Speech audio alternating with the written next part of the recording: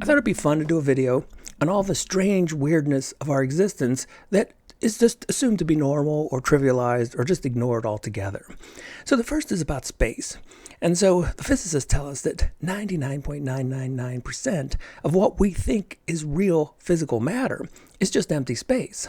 And that's a weird way to make a universe.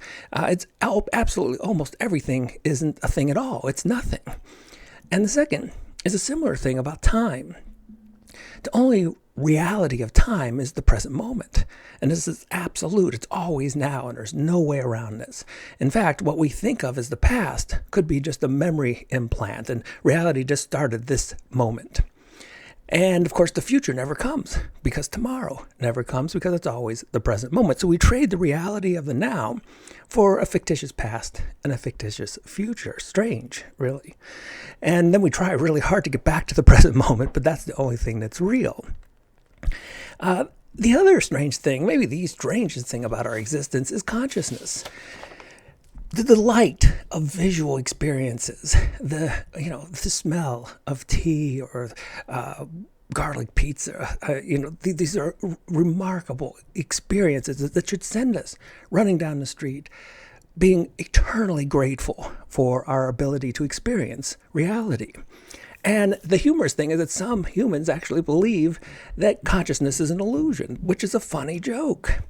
And then, of course, there's the vast majority of us that rather than dismissing it as an illusion, we just ignore it altogether. In fact, the really strange thing that most of humans do, particularly modern humans, is that we trade the reality of consciousness for a fictitious world of abstractions. Things like businesses and governments and all political debate is argument over abstract worlds. We've got schools. So, it's a strange thing. Particularly if you're a parent, you can relate to this. You take your kid to the end of the street, a bus pulls up and some stranger, and it takes your kid away to some place that teaches them more and more abstractions about reading, writing, and math. And it's just, the only reality that's taught in school is music. And yet that gets downplayed more and more. And we're not stepping into this abstract world. We're not trading consciousness. We've already traded it for the abstract world, and we're leaping into this abstractions at an exponential rate. So, 100 years ago?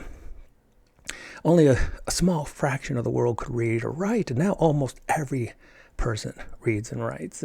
And we'll educate more people. I might be a little off with this, but it still makes the point. In the next 25 years, there'll be more formally educated people than there have been in the entire history of humanity. So we are leaping into these strange abstract worlds. It's causing all kinds of debate. You want world peace? Lose the abstractions. And yes, there'll be, a couple arguments here or there over territory, resources, but there'll be individual arguments, not abstractions like governments and things that have no reality to them other than the collective glue of all of us believing that the emperor has clothes on when we know, particularly when you have those awakening conscious experiences, that the emperor is absolutely naked as possible, which is to say, it's all an illusion. And maybe the strangest of all strange things is that everything I said about the self, time, space, the fictitious worlds of self and space and governments and schools and all these abstractions that we trade for conscious experiences, the strangest thing of all is that none of that seems strange to us.